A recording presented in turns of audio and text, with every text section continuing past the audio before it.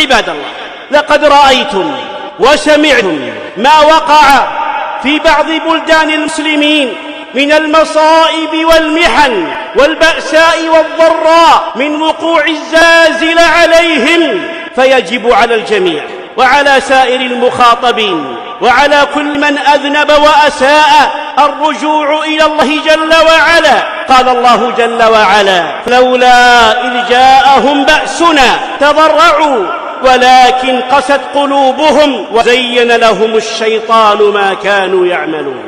ففي هذه الآية الكريمة حث من الله لعباده وترغيب لهم إذا حلت بهم المصائب من الأمراض والجراح والزلازل والريح والعاصفة وغير ذلك أن يتضرعوا إليه ويفتقروا إليه فيسألوه العون والإعانة.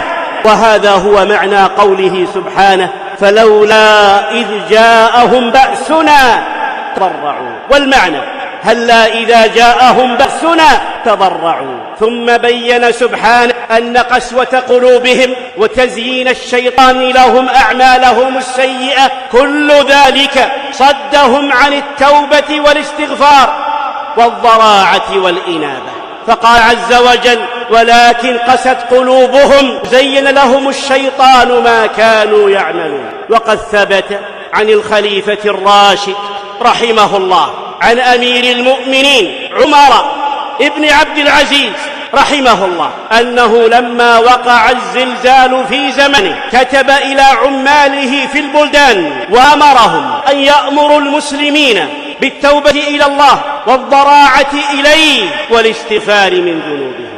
عباد الله، قال ابن القيم رحمه الله: لما كانت الرياح تجول في الأرض وتدخل في تلاويفها وتحدث فيها الأبخرة وتخفق الرياح ويتعذر عليها المنفذ، أذن الله سبحانه لها في الأحيان بالتنفس فتحدث فيها الزلازل العظم، فيحدث من ذلك لعباده الخوف والخشية والإنابة والإقلاع عن معاصيه والتضرع إليه والندم، كما قال بعض السلف: وقد زلزلت الأرض إن ربكم يستعتبكم.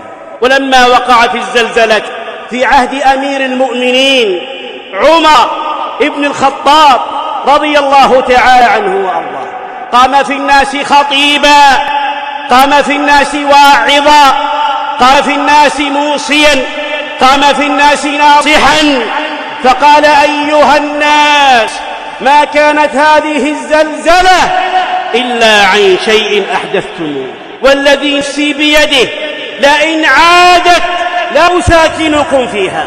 ويجب على من وقع عليه البلاء أن يصبر وأن يتوب إلى الله، كما ثبت ذلك في الصحيح من حديث صهيب رضي الله تعالى عنه وارضاه أنه قال رسول الله صلى الله عليه وسلم: عجبا لأمر المؤمن، إن أمره كله خير وليس ذاك لأحد إلا للمؤمن، إن أمره كله خير وليس ذاك لأحد إلا للمؤمن، إن أصابته سراء شكر فكان خيرا له، وإن أصابته ضراء صبر فكان خيرا له. اللهم ارفع عن إخواننا في تركيا، اللهم ارفع عن إخواننا في الشام، اللهم ارفع عنهم الضر، اللهم ارفع عنهم ما وقع عليهم من الزلازل والمحن. أقول قولي هذا وأستغفر الله لي ولكم ولسائر المسلمين من كل ذنب فاستغفروه، إن الله هو الغفور الرحيم.